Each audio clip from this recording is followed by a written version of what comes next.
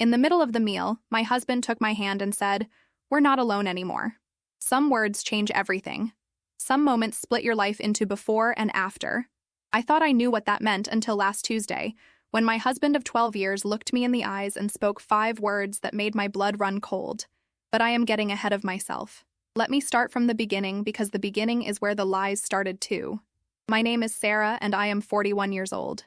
I live in a quiet suburb of Denver, Colorado, where the houses all look the same and the neighbors wave politely from their driveways. I work as a marketing coordinator for a local tech company, and my husband David works in construction management. We have what people call a normal life. Had what people call a normal life. 3 weeks ago, things started changing in ways so subtle that I almost missed them entirely. David began coming home later than usual, always with reasonable explanations. A client meeting ran long. The team needed to finish a foundation before the weather turned. Equipment broke down and needed repairs. Normal construction problems that I had heard 1,000 times before in our marriage. But there were other things, smaller things. The way he started keeping his phone face down during dinner. How he began taking showers immediately after walking through the front door, claiming he was covered in dust and debris. The sudden interest in checking our home security system every night before bed. Something he had never cared about in all the years we lived here. I told myself I was being paranoid. Marriage requires trust, and I trusted David completely. We had built our relationship on honesty and communication. We talked about everything. We shared everything. Or so I believed.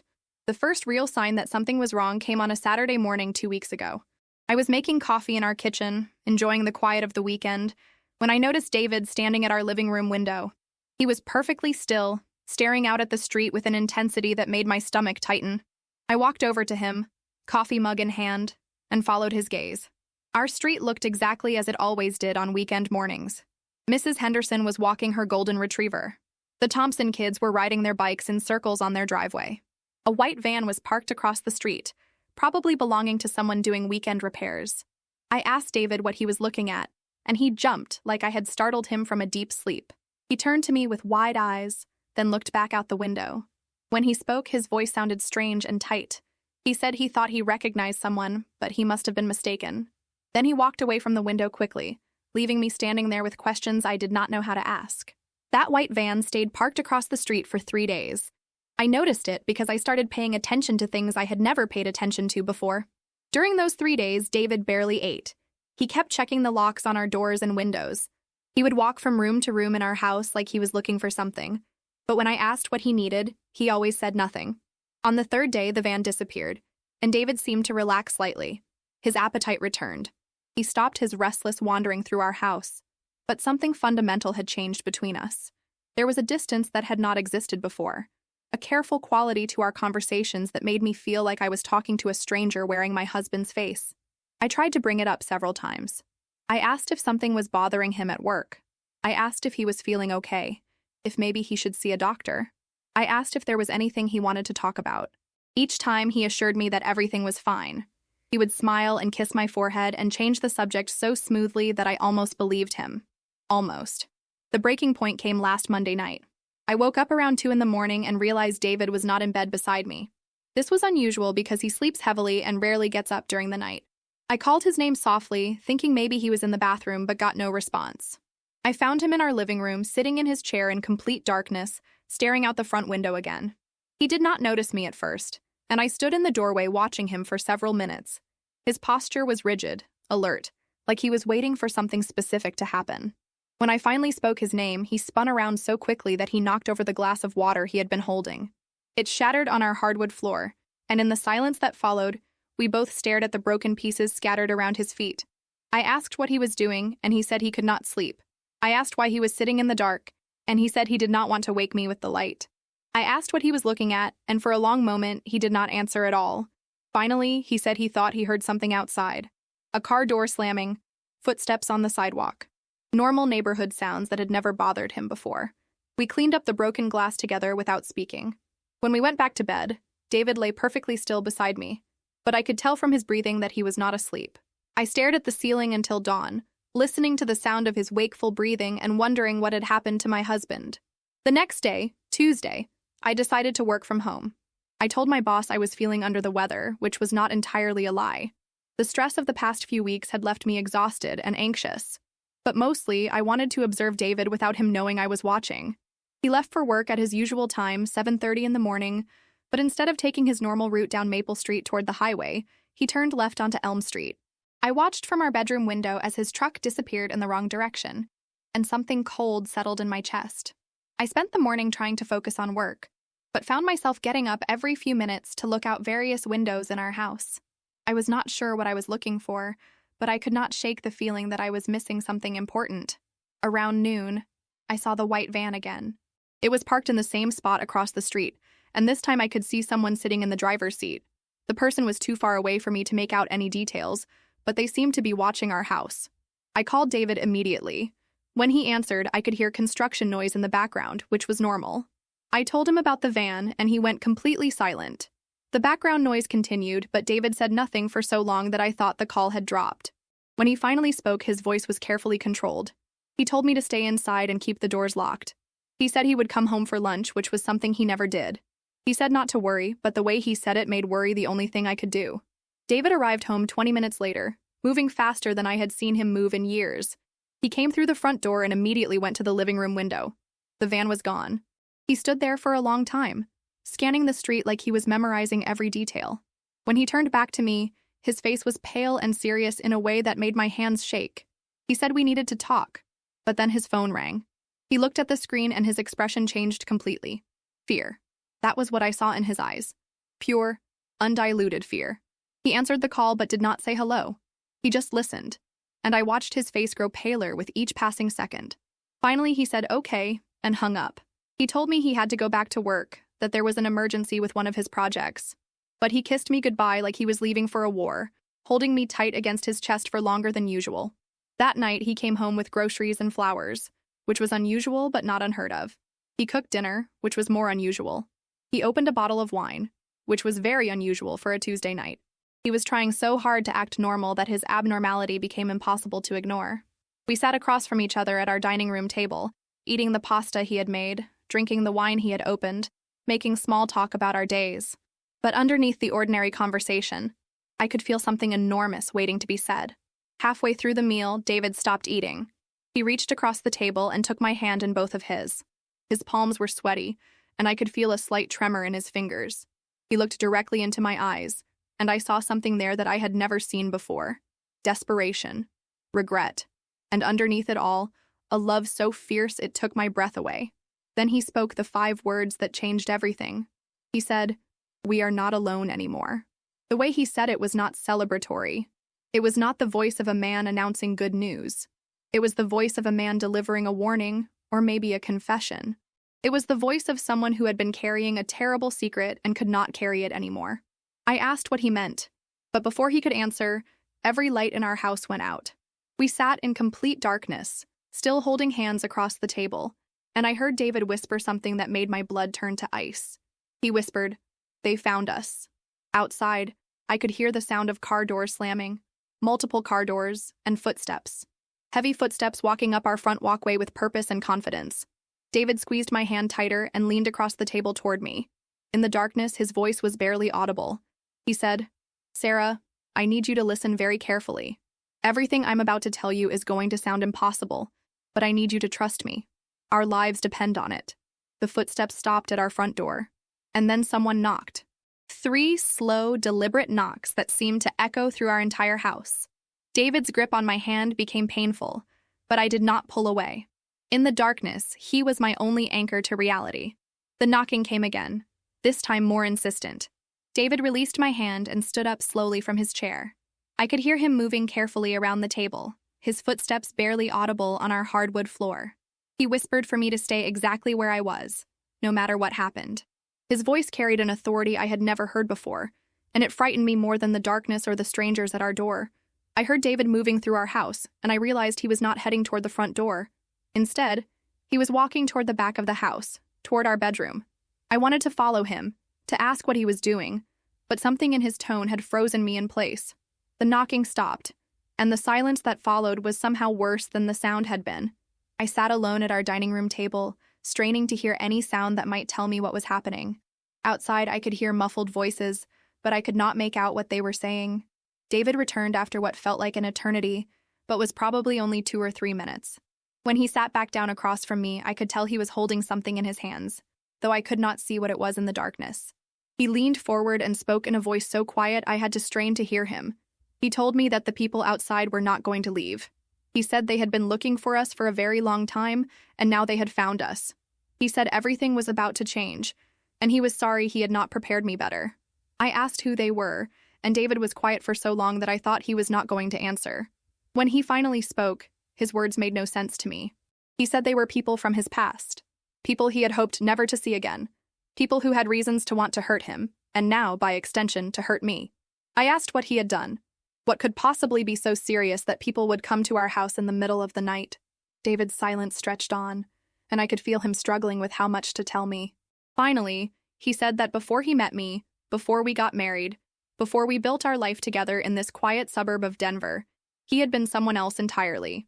He had lived a different life, made different choices, and those choices had consequences that were now catching up to him. The voices outside were getting louder, and I could hear more footsteps.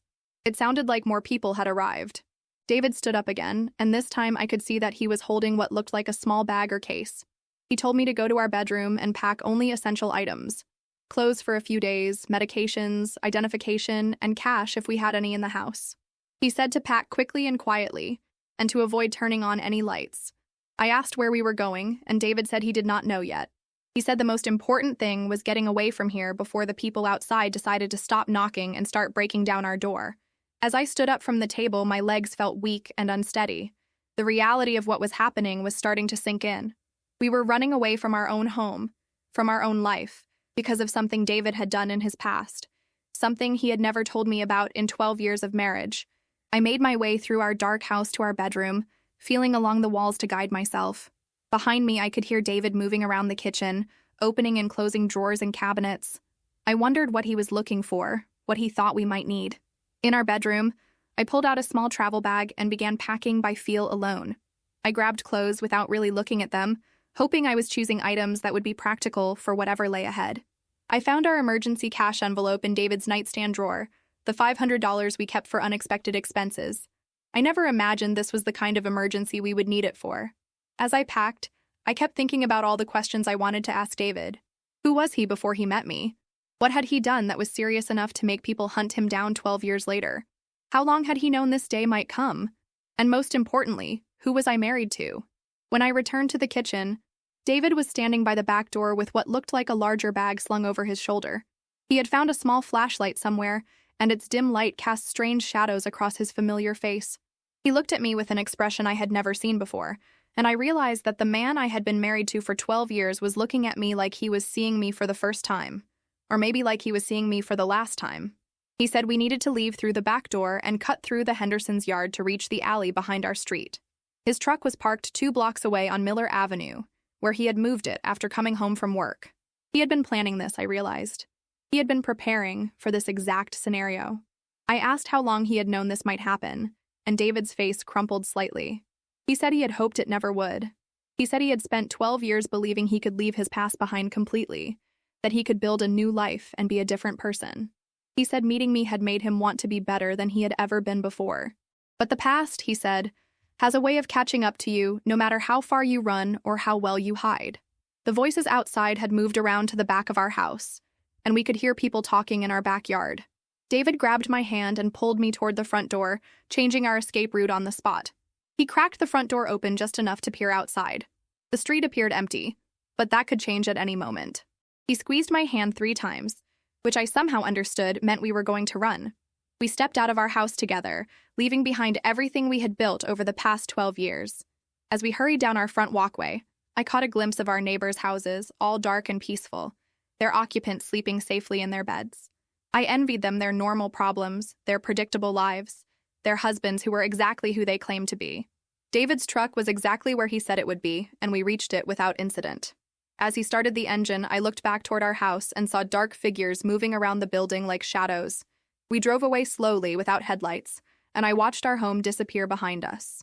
Only then did David turn on the headlights and begin driving with purpose.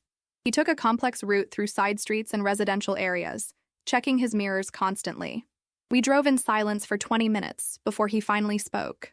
He said we were going to a motel outside the city where we could stay for the night and figure out our next move. He said tomorrow he would tell me everything, all the details I deserved to know. He said he understood if I could never forgive him for putting me in danger, for lying to me for so many years, for destroying the life we had built together. But tonight, he said, the only thing that mattered was keeping me safe. As we drove through the dark streets of Denver, leaving behind everything familiar, I stared out the window and tried to process what had just happened to my life. A few hours ago, I had been a marketing coordinator married to a construction manager, living a quiet suburban existence. Now I was a fugitive, running from people I had never met because of crimes I knew nothing about. The man sitting beside me, driving us toward an uncertain future, was my husband of 12 years. But he was also a stranger with secrets so dangerous that people were willing to break into our home to settle old scores. I thought about the phrase he had spoken at dinner, the 5 words that had started this nightmare. We are not alone anymore. I finally understood what he meant. We were not alone because his past had found us. We were not alone because the life he had tried to leave behind had finally caught up to the life we had built together. And we would never be alone again, because now we would always be looking over our shoulders, waiting for the next knock on the door, the next van parked across the street, the next reminder that you cannot outrun who you used to be. The motel David chose was exactly what I expected from a place meant for people who did not want to be found. It sat on the edge of a truck stop 40 miles outside Denver, the kind of establishment that asked no questions and kept no detailed records. The neon sign flickered intermittently, casting red and blue shadows across the cracked asphalt parking lot. David paid for our room with cash, using a name I had never heard him speak before. When the desk clerk handed him the key, I noticed David's hands were still trembling slightly. The clerk barely looked at us, too tired or too experienced to care about why a married couple might need a room at 3 a.m. Our room was small and sparse, with 2 double beds covered in faded floral bedspreads that had seen better decades. The carpet was worn thin in paths between the door and the bathroom, between the beds and the window. Everything smelled like stale cigarettes and industrial cleaning solution. David immediately went to the window and adjusted the curtains so that no light could escape from our room. Then he checked the lock on the door twice and pushed one of the chairs against it for extra security. His movements were efficient and practiced, like he had done this before. I sat on the edge of one of the beds and watched my husband transform into someone I did not recognize. The David I knew was careful and methodical, but this was different.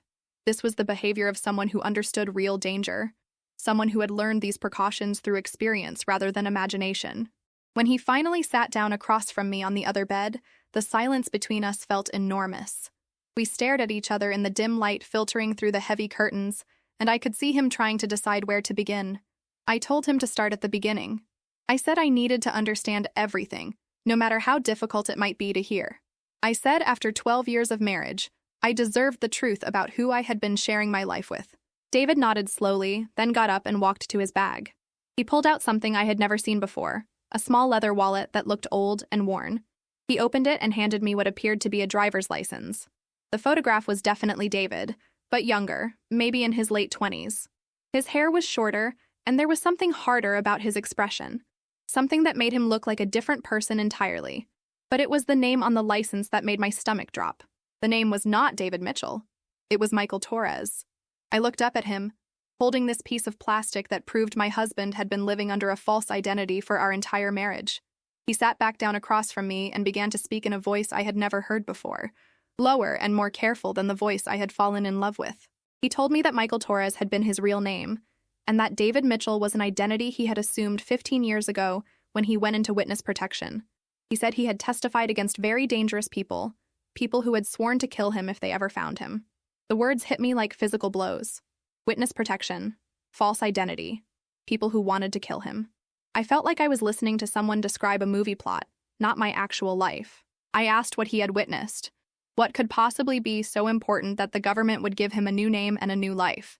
David was quiet for a long time, staring at his hands folded in his lap. Finally, he told me he had worked for a man named Vincent Caruso in Chicago. He said Vincent ran what appeared to be a legitimate construction company, but was actually a front for money laundering and other criminal activities. David said he had been young and stupid and had gotten involved without fully understanding what he was becoming part of. The construction work was real, he explained, but it was only part of the operation. They also moved money, intimidated witnesses, and occasionally did worse things that David said he still had nightmares about. He said he had convinced himself that he was just building things, just doing honest work, but deep down he knew better. Everything changed when Vincent ordered him to do something that crossed a line David could not cross. He would not tell me exactly what it was, but he said it involved hurting an innocent person, someone who had nothing to do with Vincent's business but had become inconvenient. David said he refused, and Vincent made it clear that refusal was not an option. People who worked for Vincent did what they were told, or they disappeared. David realized he had two choices: become someone he could never live with, or find a way out. So he went to the FBI. The federal agents were initially skeptical, David explained, because Vincent Caruso was careful and smart. He had been under investigation for years, but no one had ever been able to build a case against him. David offered to wear a wire, to record conversations, to provide evidence of crimes he had witnessed. It took almost 2 years to build the case, 2 years of David living a double life, pretending to be loyal to Vincent while secretly gathering evidence against him. He said those were the worst years of his life, never knowing if Vincent suspected anything, never knowing if each day might be his last. When the arrests finally happened, Vincent and 14 members of his organization were charged with racketeering, money laundering, extortion, and 3 murders. David's testimony was crucial to the prosecution's case, and Vincent was sentenced to life in prison without the possibility of parole. But Vincent had associates who were never caught, David explained, people who remained loyal to him even after he was imprisoned. The FBI warned David that these people would never stop looking for him, that his testimony had made him a target for the rest of his life. That was when David Mitchell was born and Michael Torres disappeared forever. The federal marshals gave him new identification, a new social security number, a new history. They relocated him to Denver and helped him establish his new identity. They told him to avoid contact with anyone from his previous life, to never return to Chicago, and to be careful about forming relationships that might compromise his cover. But then he met me. David looked up at me with eyes full of pain and regret. He said falling in love with me was the best and worst thing that had ever happened to him. Best because I made him want to be the man David Mitchell claimed to be, because I gave him a reason to believe he could leave Michael Torres behind forever. Worst because loving me meant lying to me every single day. It meant building our entire relationship on a foundation of deception. It meant putting me in danger without my knowledge or consent. He said he had convinced himself that as long as he stayed hidden, as long as he remained David Mitchell, the construction manager from Denver, we would be safe. He said Vincent's associates were looking for Michael Torres from Chicago, not David Mitchell from Colorado. For 12 years it had worked. We had built a life together, gotten married, bought our house, established routines and relationships. David said there were days when he almost forgot he had ever been anyone else, when David Mitchell felt like his real identity and Michael Torres seemed like someone from a previous lifetime. But 3 weeks ago, someone recognized him. David said he had been at a job site downtown when a man approached him. The man called him Michael, asked how Chicago was treating him these days. David pretended not to know what the man was talking about, but the damage was done. Vincent's people had found him. The white van had been surveillance, David explained. They were watching our house, learning our routines, figuring out the best way to get to him. The phone calls, the late nights, the strange behavior I had noticed were all David trying to figure out how to protect me while deciding what to do next. He said he had hoped they would lose interest, that maybe the man who recognized him was not actually connected to Vincent's organization. But when the van returned and the surveillance intensified, he realized that hope was foolish. Tonight, when they came to our house, David knew our time in Denver was over. David Mitchell was finished, and Michael Torres was about to resurface whether he wanted to or not. I sat in that dingy motel room, holding a driver's license with my husband's face and a stranger's name, trying to process everything he had told me. The man I had married did not exist. The life we had built together was constructed on lies. The future I had imagined for us was impossible. But looking at David sitting across from me, seeing the fear and love and desperation in his eyes, I realized something that surprised me. I was not angry. I was terrified, confused, and overwhelmed, but I was not angry. Because despite everything he had just told me, despite all the lies and the danger and the impossibility of our situation, I could see that the man sitting across from me was still the man I had fallen in love with. David Mitchell might have been a false identity, but the way he looked at me was real. The way he had protected me tonight was real. The way he was willing to give up everything to keep me safe was real. The love was real, even if everything else had been a lie. The love was real, even if everything else had been a lie. I reached across the space between our beds and took David's hand in mine. His skin was cold and clammy, but his fingers immediately intertwined with mine like they had done thousands of times before. In that moment, sitting in a roadside motel at 4 in the morning, I made a decision that would change the course of my life forever. I told him I was staying with him. David looked at me like I had lost my mind. He said I did not understand what that meant, what kind of life we would have to live.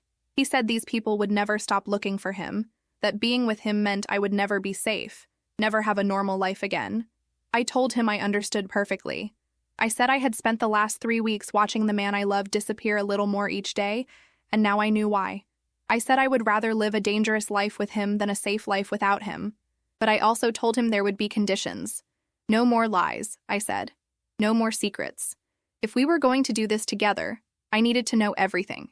Every detail about his past. Every contact he still had. Every option we might have for the future. I said I could not help him if I did not know what we were dealing with. David nodded slowly, then squeezed my hand tighter. He said he had a contact in the U.S. Marshal Service, someone who had helped establish his identity 15 years ago. He said he could try to reach out, see if there were options for relocating us again, giving us new identities together. I asked what the chances were that the Marshals would help us, and David's expression told me everything I needed to know. He said witness protection was designed for witnesses, not their spouses. He said the fact that his cover had been blown after 15 years would not reflect well on his ability to stay hidden. But he also said there might be other options. People who specialized in helping individuals disappear when the government could not or would not help them. He said it would be expensive and risky, but it might be possible. The conversation was interrupted by the sound of vehicles in the motel parking lot. David immediately went to the window and peered through a gap in the curtains. I watched his face go pale as he counted what he saw outside. 3 black SUVs had pulled into the parking lot, and men in dark clothing were getting out of each vehicle. They moved with military precision, spreading out to cover all the exits from the motel complex. David grabbed his bag and mine, then took my hand and pulled me toward the bathroom. He said there was a small window above the toilet that led to the back of the building. He said if we could get through it, we might be able to reach the truck stop next door and lose ourselves in the crowd of travelers. The bathroom window was smaller than it had appeared from outside, and getting through it was awkward and painful. David went first, then helped pull me through after him. We dropped into a narrow alley filled with dumpsters and discarded furniture, the smell of garbage and diesel fuel overwhelming in the humid night air. We could hear voices and footsteps from the front of the motel, getting closer to our room. David led me along the back of the building, staying low and moving as quietly as possible. When we reached the corner, he held up his hand for me to stop while he looked around the edge. The truck stop was only 50 yards away, but those 50 yards were completely open, with no cover. If anyone was watching from the motel, they would see us immediately. But staying where we were meant being trapped when the men searching for us realized we were not in our room. David looked back at me and I could see him weighing our options. Finally, he pointed toward the truck stop and held up 3 fingers. I understood he was going to count to 3 and then we would run.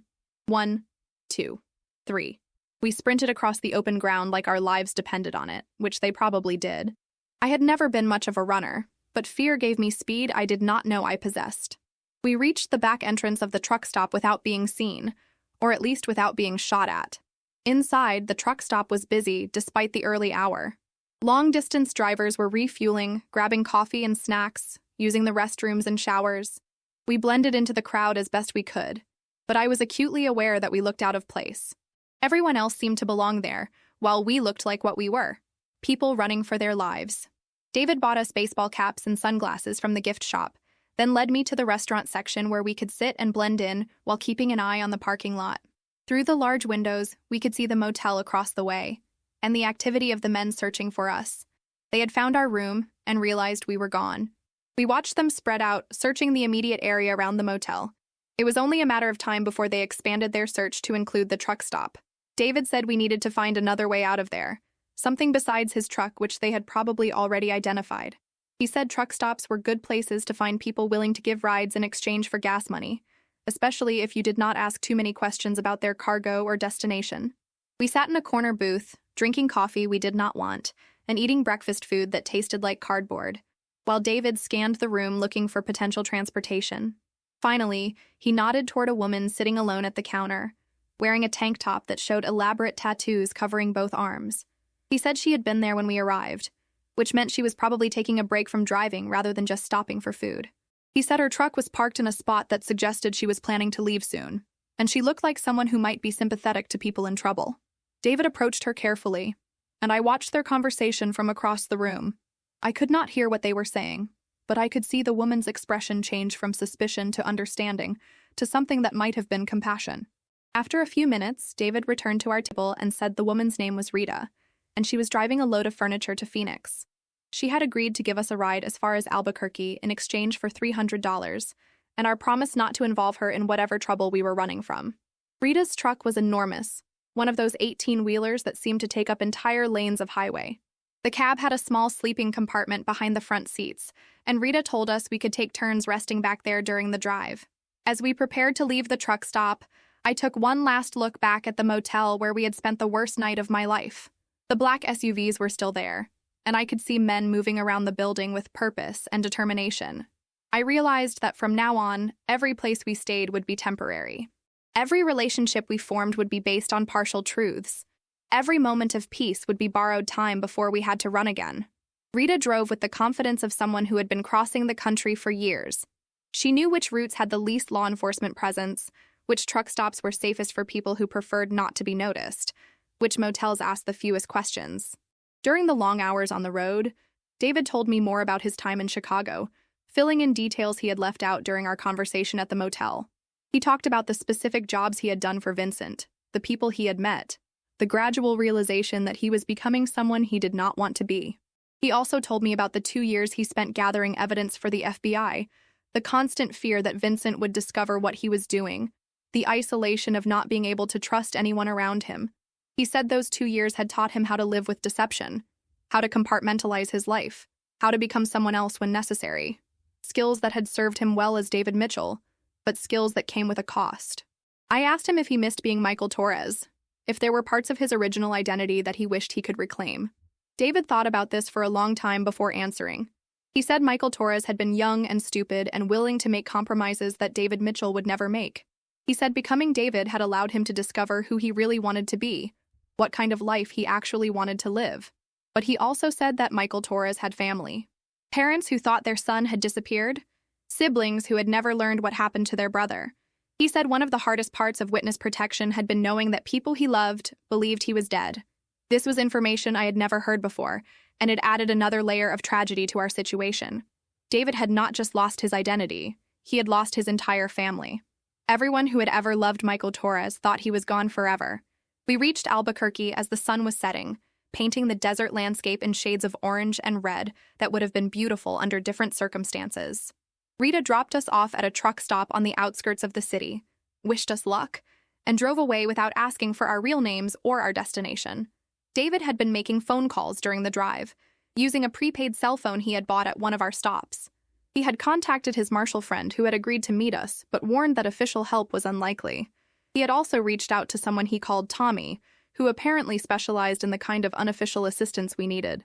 The Marshal, whose name was Agent Jennifer Brooks, met us at a diner near the airport. She was a small woman in her 50s with graying hair and tired eyes that suggested she had seen too much over the years. She knew David as Michael Torres, and it was strange to hear someone use his real name. Agent Brooks confirmed what David had already suspected. The witness protection program was not designed to relocate people whose covers had already been blown. The fact that Vincent's associates had found David after 15 years suggested either a serious security breach or exceptional determination on their part. She also told us something that made my blood run cold. Vincent Caruso had died in prison 3 months ago, but not from natural causes. He had been murdered by another inmate, and intelligence suggested that his associates believed David was somehow responsible for arranging the killing. This was completely untrue, Agent Brooks assured us. David had had no contact with anyone connected to his old life since entering protection. But Vincent's people did not know that, and they were seeking revenge for a crime David had not committed. Agent Brooks said the official recommendation was for David to surrender himself to federal custody while the threat was assessed and potentially neutralized. She said they could protect him in a secure facility while investigating Vincent's associates and building cases against them. But she also said this could take years, and there was no guarantee of success. David asked about me, whether I would be protected as well. Agent Brooks's expression told us everything we needed to know. Spouses who were not part of the original witness program were not automatically entitled to protection. I would be on my own. When Agent Brooks left, David and I sat in that diner for 2 hours, drinking coffee and trying to decide what to do next. The official option meant separation and uncertainty. The unofficial option meant staying together, but living as fugitives. Finally, David asked me what I wanted to do. I looked across the table at this man who had been my husband for 12 years, who had lied to me about everything except his love for me, who was offering me a choice between safety and loyalty. I told him I wanted to meet Tommy.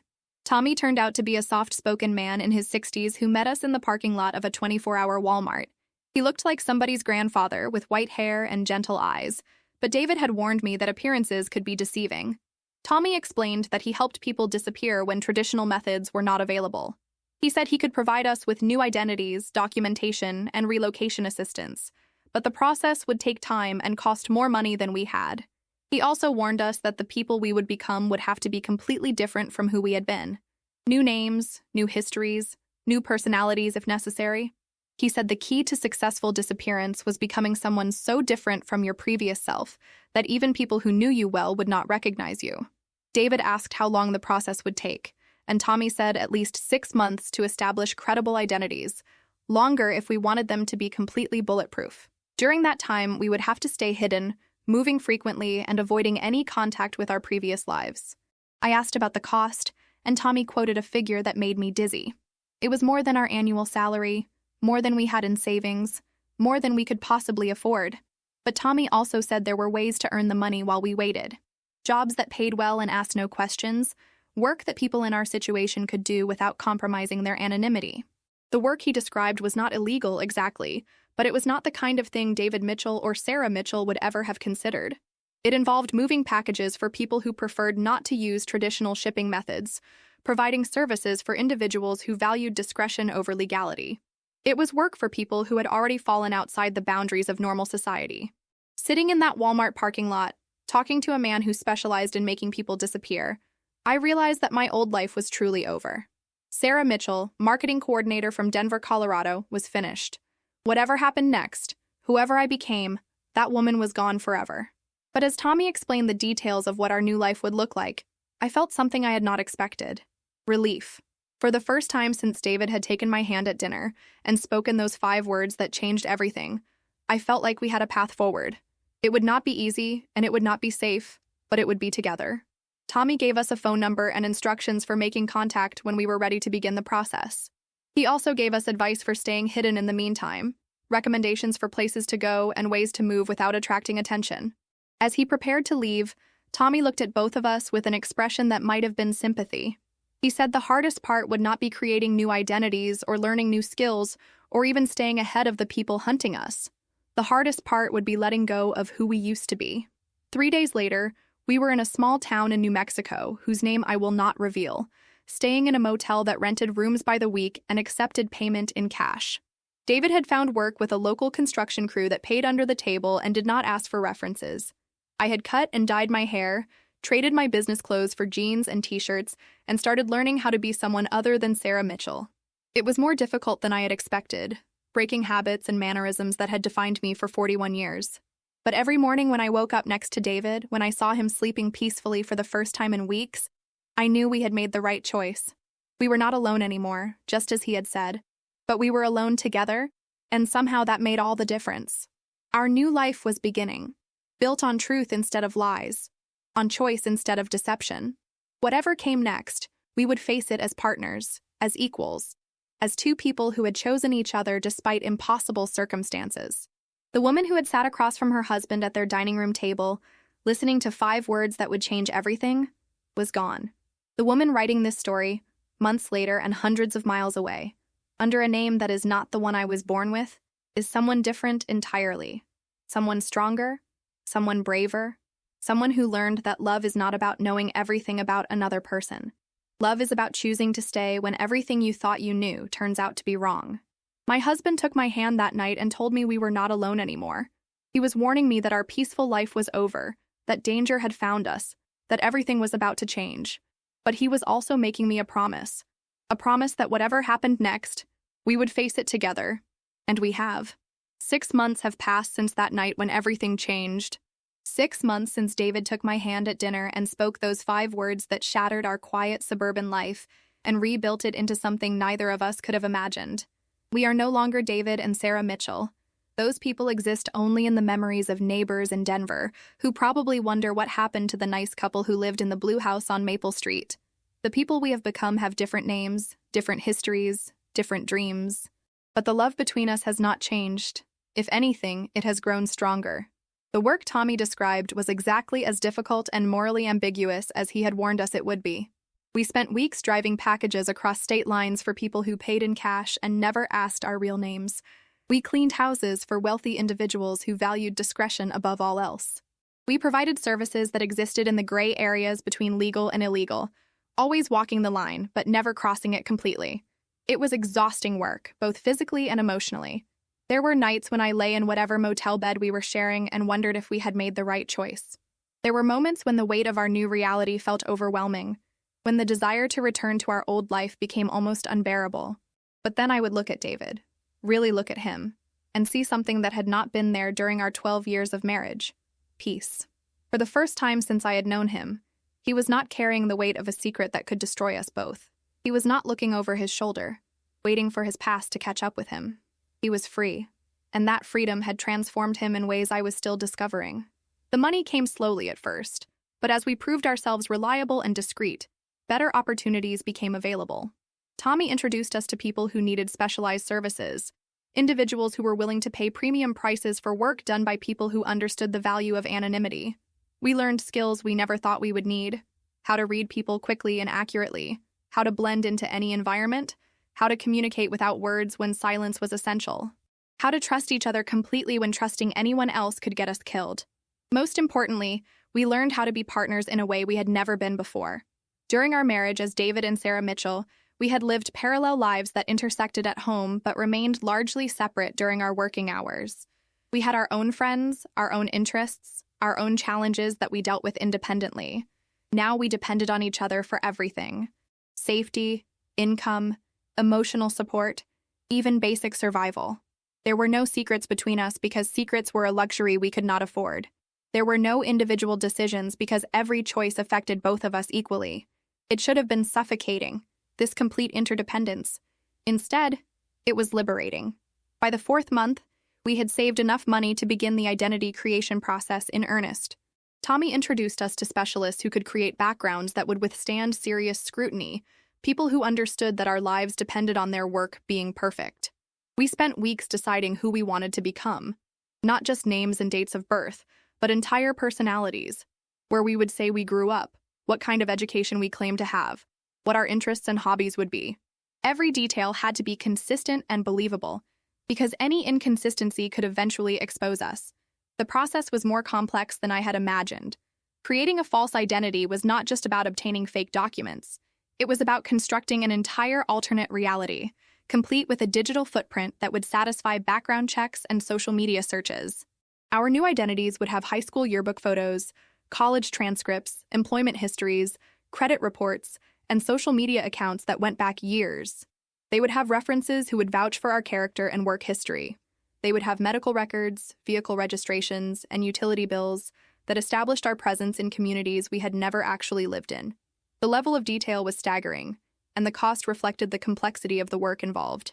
But as our new identities took shape, I began to feel something I had not experienced since the night we fled Denver: hope. The people we were becoming had clean histories and bright futures. They were not running from anyone or hiding from anything. They could build relationships, establish roots, maybe even start the family that David and Sarah Mitchell had always talked about, but never quite managed to create. During the 5th month, we had our first real test. David was approached by someone at a construction site who claimed to recognize him from Chicago. The man asked casual questions about David's background, questions that seemed innocent but could have been probing for information. David handled the situation perfectly, responding with details from his new identity so naturally that even I might have believed them if I had not known better. The man eventually lost interest and moved on, but the encounter reminded us that we could never completely relax our guard. That night, in a motel room in a town whose name I still cannot mention, David asked me if I ever regretted the choice we had made. He said he would understand if I wanted to contact Agent Brooks, if I wanted to explore the possibility of federal protection and a return to something resembling a normal life. I told him that normal was overrated. I said the woman who had lived in Denver, who had worked in marketing and complained about traffic and worried about mortgage payments, had been sleepwalking through her existence. She had been comfortable but not truly alive, safe but not truly living. The woman I had become over the past 5 months was someone I actually liked. She was stronger, braver, more resourceful than Sarah Mitchell had ever been. She had discovered capabilities she never knew she possessed, and had learned to trust herself in ways that had seemed impossible before. Most importantly, she was married to a man who trusted her completely, who shared everything with her, who needed her in ways that went far beyond emotional support. David and Sarah Mitchell had been married for 12 years, but they had never been true partners. The people we had become were partners in every sense of the word.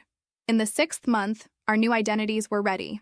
Tommy arranged for us to meet him at a small airport outside Las Vegas, where he handed us documents that would allow us to start completely fresh lives.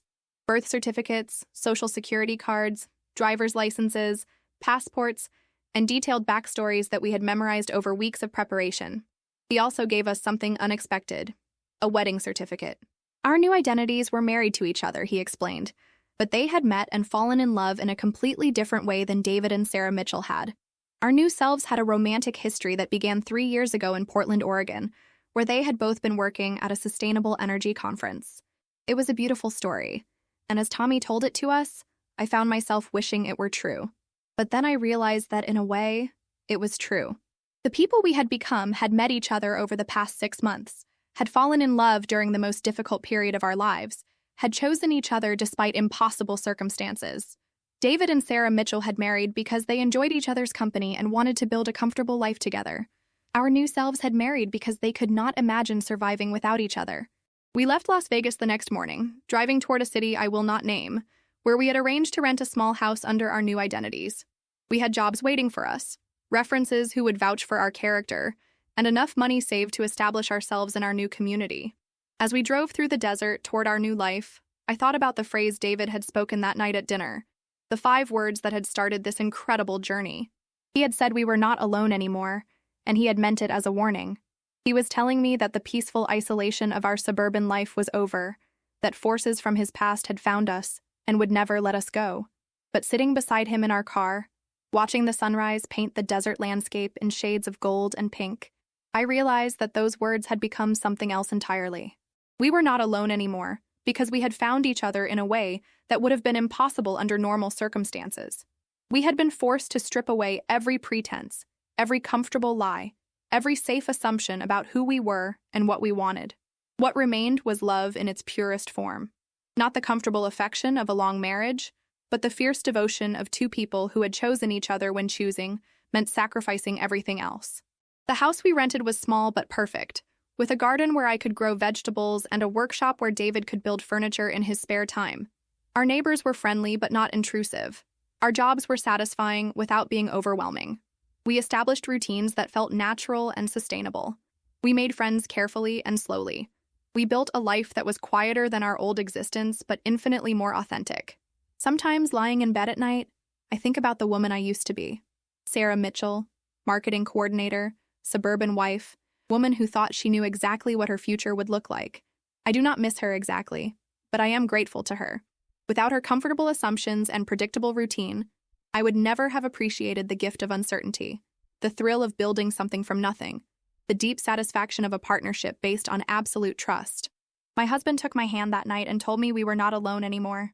He was warning me that everything was about to change, that the life we had built together was ending. But he was also offering me something precious, the chance to discover who we really were when everything else was stripped away, the chance to choose each other, not out of habit or convenience, but out of love and faith, and the absolute certainty that we were stronger together than we could ever be apart. We are not alone anymore, and we never will be again.